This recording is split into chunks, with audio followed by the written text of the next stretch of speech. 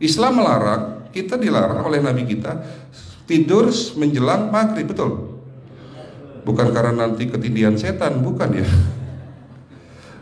Secara medis diketahui bahwa orang yang kebiasaan tidur antara asar sampai maghrib itu akan menurunnya daya tahan tubuh. Jadi gampang sakit infeksi, Pak, kalau Bapak tidur menjelang maghrib. Kalau sekali lagi setelah sholat subuh gampang pikun, aliran darah ke otak itu tersumbat, ya, jadi stroke penyakitnya. Tapi kalau tidur setelah asar sebelum maghrib, itu daya tahan tubuh kita akan menurun. Materi terakhir ini 6 langkah praktis, ya, Bapak bisa lakukan di rumah mulai hari ini. Langkah pertama, mulai hari ini jangan makan malam, Pak.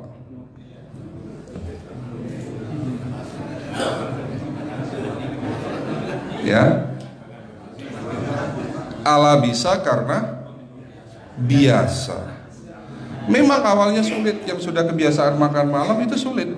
Alasannya nanti nggak bisa tidur, Dok, betul ya? Nanti perutnya kembung, mual dan sebagainya. Itu karena kebiasaan. Dulu pun saya begitu. Tapi kalau sekali-sekali boleh, Pak. Misalnya diundang hajatan gitu, tetangga ada yang kawinan hajatan, ya udah apa-apa, menghargai itu makan malam. Tapi sekali-sekali itu. Tapi kalau tiap hari ini yang nggak boleh, betul ya, Pak? Jangan makan berlebihan dan jangan makan malam. Makan sate boleh nggak, Pak? Boleh. Siapa bilang nggak boleh? Sate itu, Bapak tahu daging kambing. Daging kambing, daging domba adalah makanan sehat, tidak berkolesterol. Yang kolesterol itu lemaknya, Pak. Tapi kalau Bapak makan daging murni, dagingnya tok, ya sehat, Pak. Yang nggak boleh itu santannya. Jadi makan gulai itu jangan, kalau gulai, sate aja udah. Ya, ataupun dibuat apalah, dibuat empal. Ya. Oke, itu yang pertama. Yang kedua, tolong catat. Jangan tidur larut malam, Pak. Batasan tidur jam berapa, Pak? Jam 11 paling telat. Jadi jam 10 harus sudah tidur. Kenapa? Apa penjelasan medisnya? Orang yang tidur di atas jam 11 akan terganggu fungsi livernya, Pak. Di mana liver kita ini fungsinya banyak. Ya, ada 500 fungsi liver loh, Pak. Fungsi jantung ada berapa, Pak? Fungsi jantung 1. Fungsi jantung tugasnya untuk mompa darah. Fungsi ginjal ada berapa? 2. Absorpsi dan filtrasi. Fungsi liver 500 fungsi. Jadi organ yang paling berat dalam tubuh kita kerjanya adalah liver. Liver akan rusak manakala kalau kita tidur di atas jam 11 malam. Berarti 500 fungsi liver bisa rusak, Pak.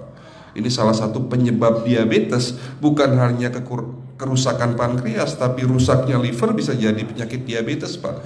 Jadi kalau sakit diabetes itu yang terganggu itu sebetulnya bukan hanya pankreasnya, livernya pun rusak, ususnya pun rusak. Makanya dalam pengobatan diabetes di klinik kami itu bukan hanya ngobatin pankreas, tapi 3 organ penting ini saya obati: usus, liver, dan pankreas. Kebanyakan kenapa? Kalau dalam pengobatan tradisional mereka tahunya diabetes itu hanya pankreas, ya kan? Tapi di sini dalam pengobatan holistik, orang yang kena liver itu 3 organ ini pasti rusak: usus, liver, dan pankreas. Salah satu penyebab dari kerusakan liver akibat kebiasaan tidur larut malam. Jadi salah satu penyebab diabetes pun bisa karena tidur larut malam. Ya, batasan tidur jam berapa? Sekali lagi, jam 11 harus sudah tidur pulas. Jadi jam 10, setengah 11 paling lambat kita harus tidur pulas.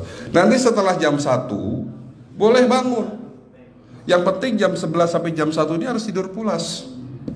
Jadi kalau Bapak mau sholat tahajud jam 2, setengah 3 ya monggo. Ya.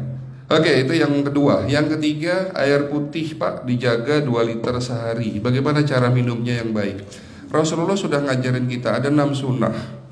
Harus duduk, pakai tangan kanan, seteguk demi seteguk, membaca basmalah di saat minum, diakhiri dengan alhamdulillah, kan begitu. Ya, pagi hari minum 1 gelas bangun tidur sebelum sholat subuh. Setelah sholat subuh boleh teh, tapi juga dibilas dengan 1 gelas air putih. Sebelum mandi nanti Pak, minum air hangat.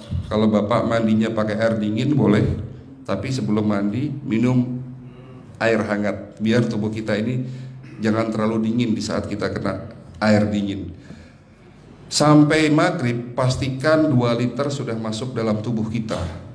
Malam mau tidur, tolong perhatikan Ibu ya, malam mau tidur jangan banyak-banyak minum. Nggak boleh minum malam itu segelas sampai 2 gelas mau tidur. Cukup seteguk 2 teguk saja. Karena kalau sampai kita minum mau tidur 1 gelas besar, ginjalnya malah rusak Pak. Ya. Oke, itu yang ketiga. Yang keempat, puasa. Lakukan puasa secara rutin, insya Allah kita sehat. Nah, untuk penjelasan atau materi puasa nanti bisa hubungin staf saya. Nanti di bulan Ramadan tahun ini, kalau memang masih ada slot 1 sampai hari ke-20, saya bisa mengisi manasik kesehatan yang berkaitan dengan manfaat puasa untuk kesehatan. Insya Allah kalau memang masih ada slot waktunya, karena kita di bulan Ramadan hanya 20 hari kita mengisi manasik. Ya. Oke, itu yang keempat. Langkah keempat. Langkah 1, 2, 3, 4. Langkah kelima. Nah, sebelum saya menjawab yang kelima, saya ingin membacakan sebuah sabda Rasulullah.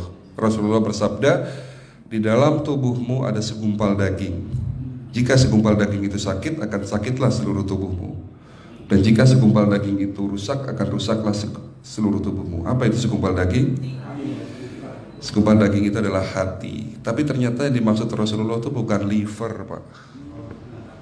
Yang dimaksud Rasulullah adalah hati kita, roh kita, jiwa kita, perasaan kita.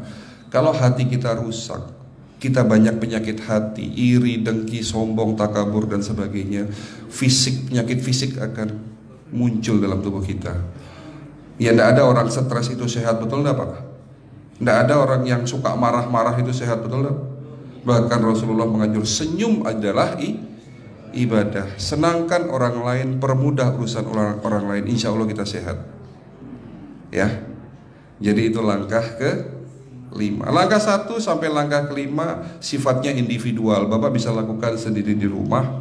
Tapi langkah ke-6 ini butuh bantuan pihak dokter atau rumah sakit. Kira-kira langkah ke-6 apa Pak? Lakukan pemeriksaan sebelum sakit. Jadi periksa itu jangan nunggu sakit baru periksa.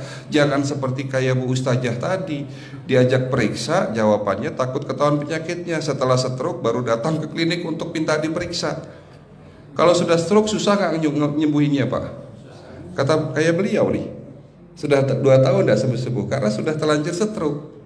Tapi kalau beliau melakukan general check up, mohon maaf ya Pak, kalau beliau melakukan general check up rutin, insya Allah tidak akan kena stroke, karena sebelum stroke sudah diobati dulu. Karena stroke ini bisa kita lihat dalam scanning dengan alat yang saya punya, insya Allah kelihatan ini. Oh ini sudah mulai ada tanda-tanda mau penyumbatan, buru-buru diobati. Memang takut Pak, tapi pesan saya jangan takut. Ya, lakukan pemeriksaan supaya kita tahu, supaya kita kenal. Gitu ya Pak. Jadi kira-kira di jemaah ini ada enggak yang mau saya ajak periksa kita semua? Pesan terakhir dari saya, lakukan pemeriksaan sebelum terlambat. Ini pesan saya dan pesan seluruh dokter di dunia sebetulnya. Lakukan pemeriksaan sebelum terlambat. Ya, karena dengan kita melakukan pemeriksaan kita akan kenal tubuh kita. Kalau sudah kenal kita akan sayang sama tubuh kita. Betul Pak? Ada pepatah mengatakan tidak kenal tidak sayang. Cukup sekian dari saya. Mohon maaf kalau penyampaian kami kurang baik. Akhirul kalam, wabillahi taufiq wal hidayah. Wassalamualaikum warahmatullahi wabarakatuh.